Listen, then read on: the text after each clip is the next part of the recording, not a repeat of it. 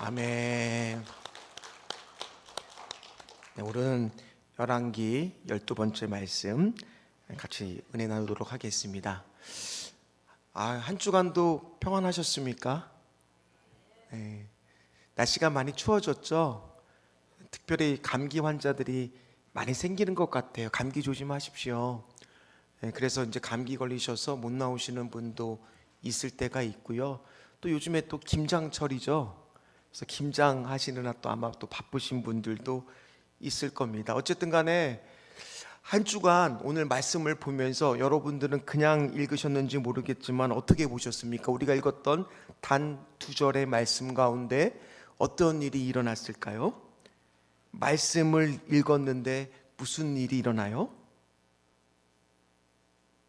무슨 일이 일어났습니까? 말씀을 읽었는데 여기 계신 분들 중에서 우리가 늘 말씀을 강단에서 봉독을 하고 함께 읽잖아요. 그럴 때 이런 분들이 있습니까? 듣자마자 옷을 찢는 분들, 실제로 뭐 옷을 찢었다도 있겠지만 내 마음을 찢는 분들 이 가운데 있으십니까? 오늘 말씀을 듣고 도전받으시기를 먼저 주의 이름으로 축원합니다. 아니, 저도 부러워요. 왜냐하면 이번 주 주일에 설교가 보아스의 식탁이라고 말씀을 선포했잖아요. 예수님의 식탁. 거기에는 구원의 역사가 일어나고 사람이 변화되는 자리다. 특별히 누구를 예화로 들었냐면 성경 말씀 중에 삭개오를 예화로 들었지만 예수님의 그 말 한마디에 바뀌는 삭개오를 보면서 목사인 저는 얼마나 예수님이 부러운지 몰라요. 저도 강단에서 어떤 말씀을 대언할 때 그 말씀을 듣고 우리 성도들이 확 바뀌면 얼마나 좋겠습니까? 그러나 여러분들도 알다시피 생각보다 사람 바뀌는 것이 쉬울까요? 어려울까요? 그러나 바뀌는 게 있습니다. 어떨 때 바뀔까요? 사람은 어떨 때 바뀔까요? 하나님의 말씀을 듣고 순종하기 시작할 때 바뀌는 거예요. 믿으십니까? 그냥은 안 바뀌어요. 아무리 우리가 잔소리를 하고 좋은 말을 해도 사람이 바뀌는 게 아니라 내가 그 말씀을, 왜냐하면 제가 여태껏 수많은 성도들을 목회하면서 만나면서 그 사람이 어떻게 변했느냐 간증을 들을 때마다의 카테고리 하나의 공통점은 바로 뭐냐? 강단에 서 있는 그 말씀을 받고 그 성경 구절을 내 마음속에 확 들어오게 했을 때 그 말씀을 따르려고 할 때 사람이 바뀌더라는 거예요. 오늘도 마찬가지야. 우리가 읽었던 본문도 무슨 큰 변화가 일어났다라는 것을 우리가 2절만 읽었지만 대략적으로 짐작할 수가 있습니다. 자, 지난 시간에 확 바뀐 사람 하나 봤습니다. 혹시 누군지 기억이 나십니까? 어떤 왕이었는지 기억이 나세요? 그러니까요, 한 주간도 우리가 지나면 얼마나 여러분들이 바쁘신가요? 다 그냥, 그죠? 그래서 우리는요, 안 잊어버리기 위해서 집에 가서 다시 성경을 한 번쯤은 봐야 돼요. 제가 그래서 주일 설교에도 가급적이면은 메모도 한번 해보는 습관을 길러보시라 말씀을 드린 게 뭐겠어요? 워낙 우리가 말씀을 듣다 보면 그것도 다 한 귀로 들으면 금방 날아가기가 쉬워요. 그래서 메모하는 습관을 한번 가져보시라. 이제 한번 보겠습니다. 어떤 분이 열심히 메모하는지. 누구에 대해서 배웠습니까? 가장 오랫동안 통치한 남유다의 왕 므낫세에 대해서 함께 배웠죠. 말씀을 함께 봤습니다. 그런데 므낫세가 처음에 열왕기만 봤을 때는요, 너무너무 악한 왕이었지만 우리가 역대기 말씀을 봤을 때 놀라운 사실을 하나 발견했잖아요. 그가 크게 회심을 하는 것을 우리는 말씀을 통해서 함께 살펴보았습니다. 바벨론의 아수르에 의해서 사로잡혀 갈 때 처참한 모습으로 사로잡혀 가면서 거기서 비로소 하나님이 정말 계시다라는 것을 믿고 돌아오자마자 그의 회개가 진짜였다는 것을 어떻게 알 수 있다고 했습니까? 말씀을 받으니까 변화가 일어나요. 모든 우상들을 다 갖다가 버려버리는 그런 일을 합니다. 그렇게 므낫세가 죽고 나서 그의 아들 아몬이라고 하는, 아몬도 아닙니다, 아몬이라고 하는 사람이 왕이 돼서 2년밖에 통치를 못하는데, 이 왕은 살펴보지는 않을 겁니다. 간단하게 아버지가 다 없앴던 우상을 다시 들여놓습니다. 왜 그랬느냐? 므낫세가 결혼을 했는데 유대인과 결혼한 것이 아니라 이방 여인을 왕비로 둬서 난 아들이 아몬이라고 하는 왕입니다. 그는 겨우 2년밖에 통치하지 못하고 암살을 당하게 됩니다. 그리고 나서 오늘 본문에 나오는 우리가 함께 살펴볼 사람은 바로 누구냐?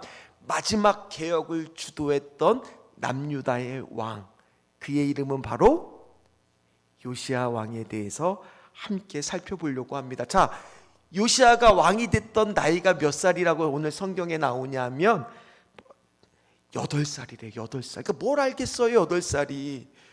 10살인 우리 둘째 아들도 아무것도 몰라요. 오늘도 집에 방에 들어오는데 아빠를 보고 인사를 안 하길래 제가 또 와서 교육을 시켰어요. 사람을 보면 인사를 잘해야 된다. 인사를 잘하면 그것이 성공하는 거고 그것이 사람의 도리다라고 열심히 가르쳤거든요. 8살인데 뭐를 알겠습니까?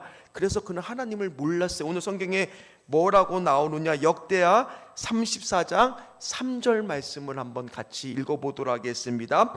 아직도 어렸을 때 곧 왕위에 있은 지 8년, 그러니까 요시야가 몇 살이 된 거예요? 16살이 되었을 때, 같이 읽겠습니다. 이어서 그의 조상 다윗의 하나님을 비로소 찾고, 그러니까 하나님을 인격적으로 만난 나이가 몇 살이라는 거예요?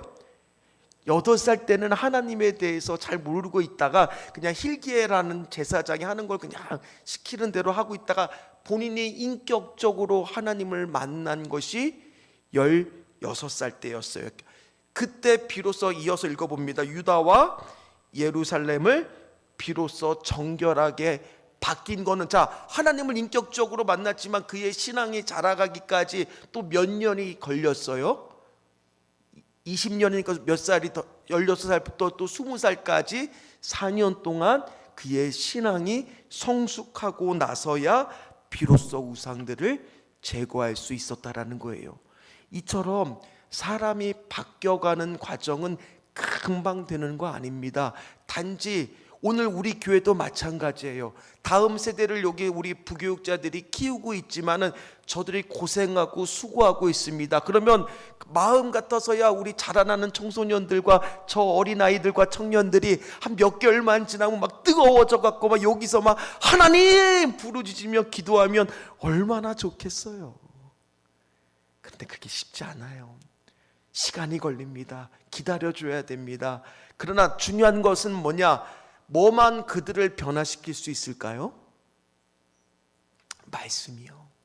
우리 부교육자분들 계시지만 끊임없이 그들에게 말씀을 가르치고, 그러나 그냥 가르치는 게 아니라 본질은 붙잡되 방법은 그들 눈높이에 맞게 교육 방법을 하면서 그들을 가르치기 시작할 때 오늘 요시야라고 하는 사람도 하나님을 인격적으로 만나게 됩니다. 그런데 하나님이 은혜를 주세요. 어떤 은혜를 주시냐?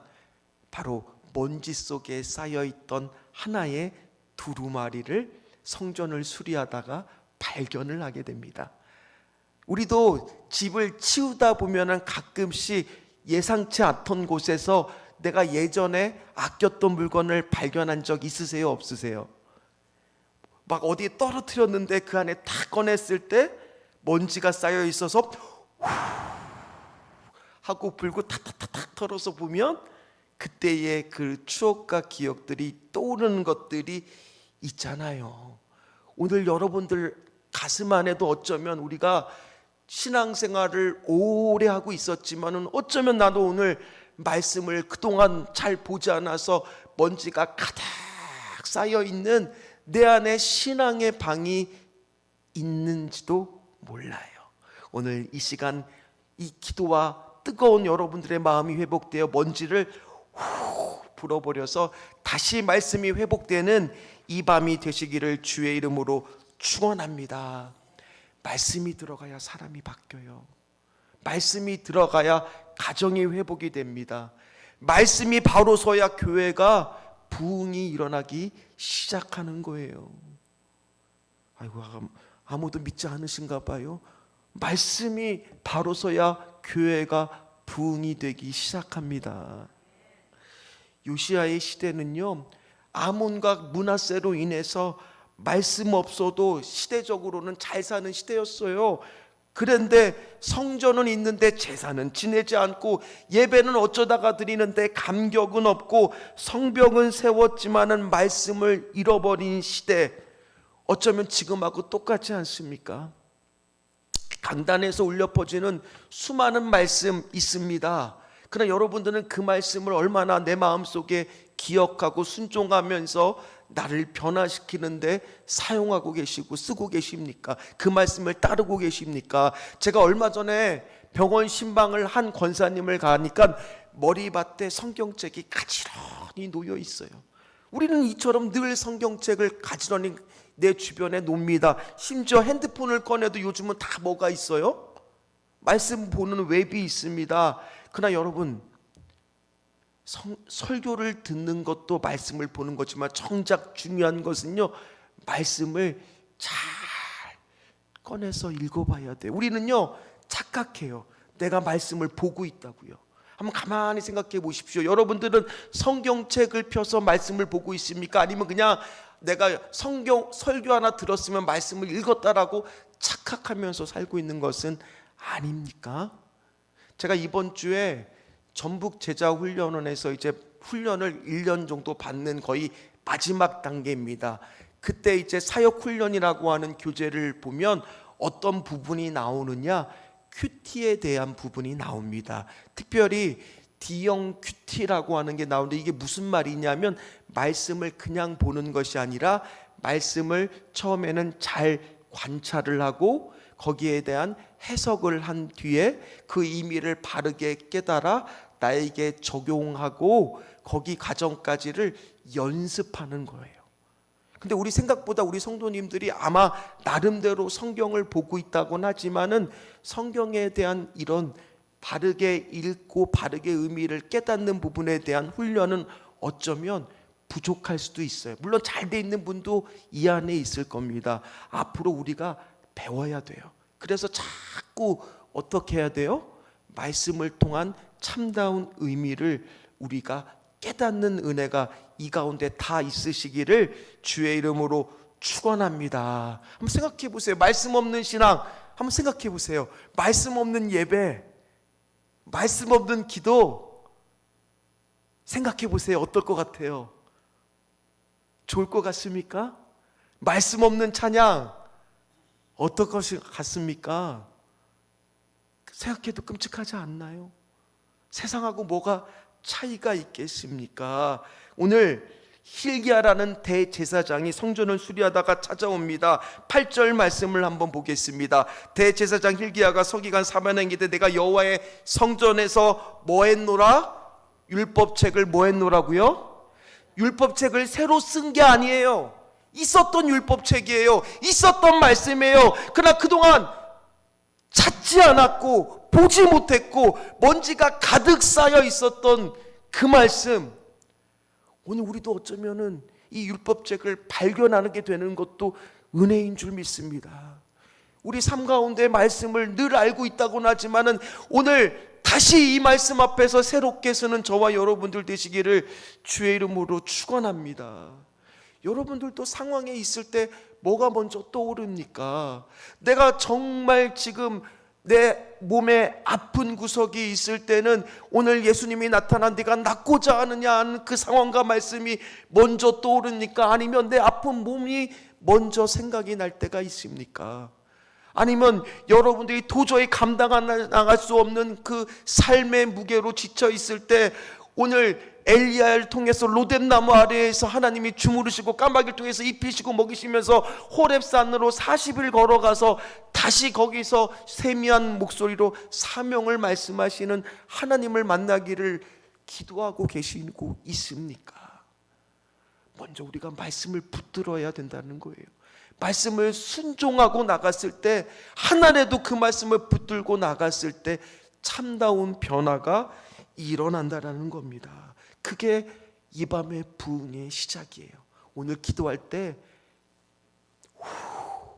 내 안에 쌓인 말씀을 그동안 보지 못했던 죄로 가득했던, 어쩌면 무심함으로 가득했던, 잊고 있었던, 가득했던, 눈이 어두웠고 침침하니까 저도 그럴 때가 있지만 말씀 보기 힘들다라고 하면서 말씀을 전혀 보지 않았던 그런 삶을 지금 살고 있다라면, 오늘 이 기도와 이 밤을 통해서 오늘 이때 hil기야가 율법책을 발견했던 것처럼 여러분들 삶 가운데 다시 새롭게 말씀을 발견하는 이 밤이 되시기를 주의 이름으로 축원합니다. 그 말씀을 따른다고 순종하기 시작했을 때 오늘 11절 말씀처럼 어떤 마음이 우리 안에 불같이 일어나는 게 정상인 거예요. 말씀을 들을 때마다 하나님, 내 마음에 옷을 찢는 은혜를 회복하게 하여 주시옵소서.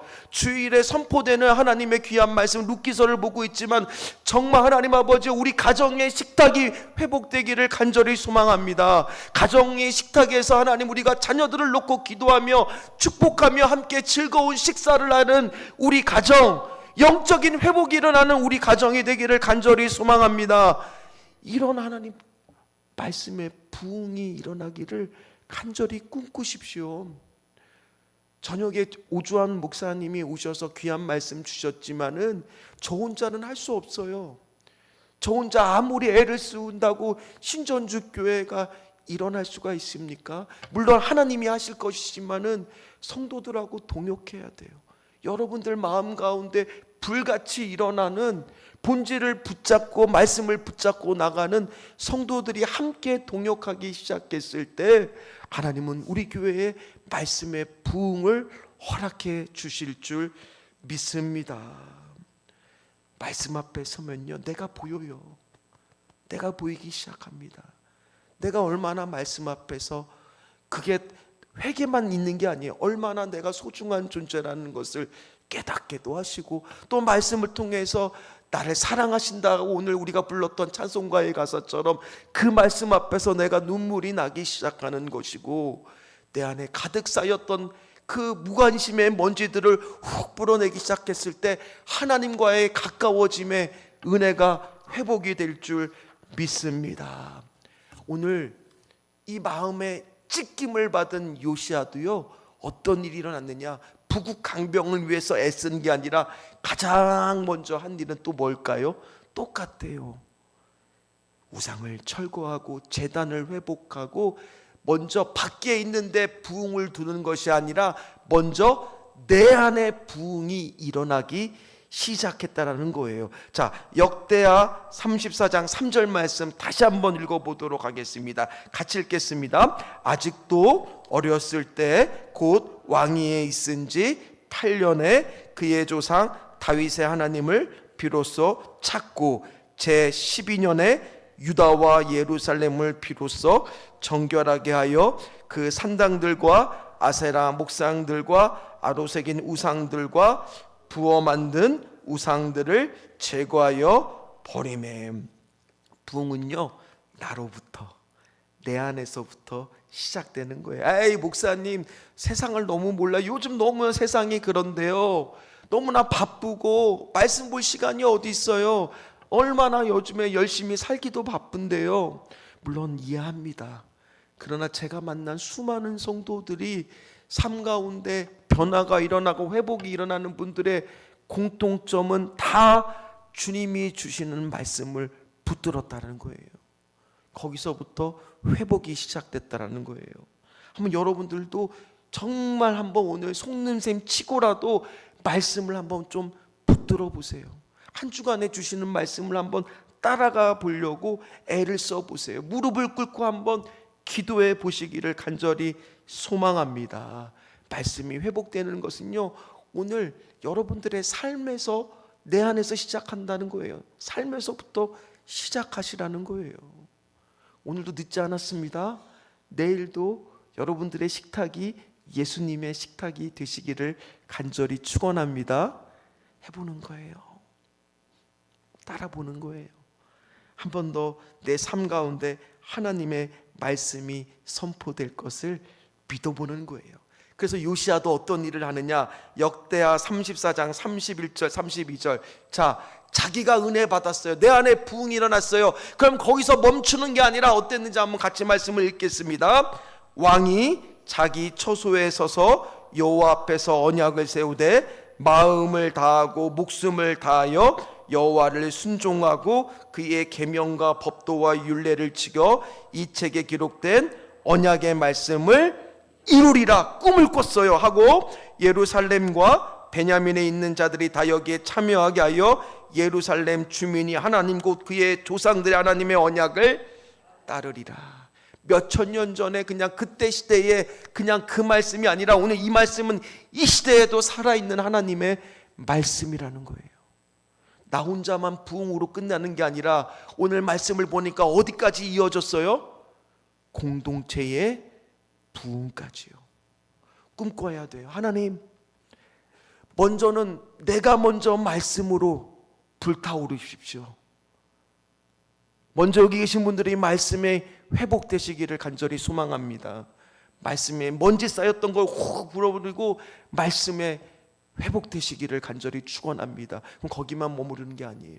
같이 꿈을 꾸는 거예요. 공동체로 나가는 거예요. 하나님의 말씀이 어떻게 이루어지는지를 꿈꾸시라는 거예요. 그렇게 함께 하나님의 말씀을 따르고 살기 위해서 했을 때 말씀은 읽는 대로만 끝나는 것이 아니라 순종을 통해 살기 시작했을 때 요시야 시대에 하나님의 마지막 남유다 땅에 부흥을 허락해 주셨다라는 거예요. 오늘 이 철야가 바로 말씀대로 살기를 결단하는 시간이 되기를 간절히 소망합니다. 말씀이 능력이 되기를 간절히 소망합니다. 말씀이 응답이 되시기를 간절히 축복합니다. 말씀이 언약이 되시기를 주의 이름으로 축원합니다. 개인의 감동을 넘어서서 우리 교회에 주시는, 우리 가정에 주시는, 우리 사업장에 주시는 하나님의 말씀.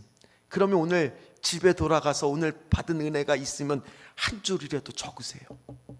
그리고 나서는 꼭 가정에 돌아가서 자녀들과 나누십시오. 문자라도 보내요. 자녀가 멀리 떨어져 있습니까? 문자라도 보내요. 나 오늘 말씀 중에 이게 너무 좋았다. 중요한 것은요, 말할 때 제가 방법을 알려드릴게요. 물론 저도 잘 못합니다. 아이 기법이라는 게 있어요. 뭐냐면 너 말씀 똑바로 읽어 이렇게 얘기하는 게 아니라 나는 오늘 말씀을 이렇게 은혜 받았어. 너도 이 말씀 읽고 은혜 받아야 돼가 아니라 아이 기법 나한테 먼저 적용하시라는 거예요. 오늘 여러분들이 받은 것들 중에서 은혜 받은 부분 있으십니까? 그럼 빨리 잊어버리기 전에 적어 놓으세요. 그리고 그거를 가지고 가족에서 식탁에서 내가 이 말씀으로 하나님이 주시는 말씀으로 받아 은혜 받았다고 자꾸 듣기 싫어하더라도 선포하고 얘기하십시오. 오늘 우리가 읽었던 본문 다시 한번 방금 전에 읽었던 역대하 34, 31점 32절 말씀 보세요. 뭐라고 기록되어 있으면 이 책에 기록된 언약의 말씀을 뭐하리라? 이루리라. 하나님 우리 가정에 이 말씀이 이루어지리라. 선포되는 것부터 시작이에요.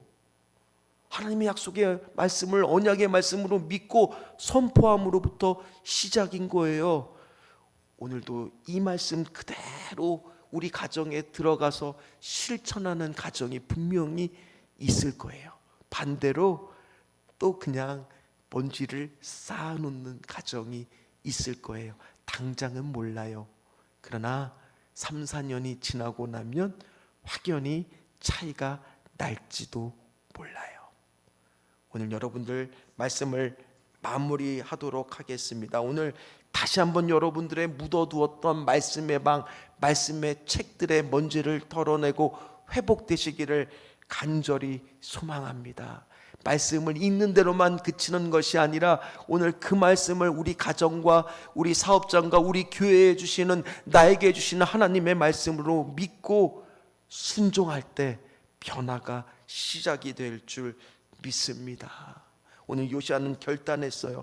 말씀의 책을 여는 순간 옷을 찢으며 내 마음을 찢으며 변화되겠노라고. 나 개인이 변화되는 것으로 끝나는 것이 아니라 공동체가 변화되기까지 나갔다라는 것을 기억하십시오. 여러분들 다 기도할 때 우리 자녀가 변화되기를, 우리 가정이 변화되기를 기도하고 있지 않습니까? 더 나아가 우리 교회가 부흥하기를 기도하고 있으시지 않으십니까? 시작은요, 여러분들의 말씀의 부흥부터가 시작이라는 거예요.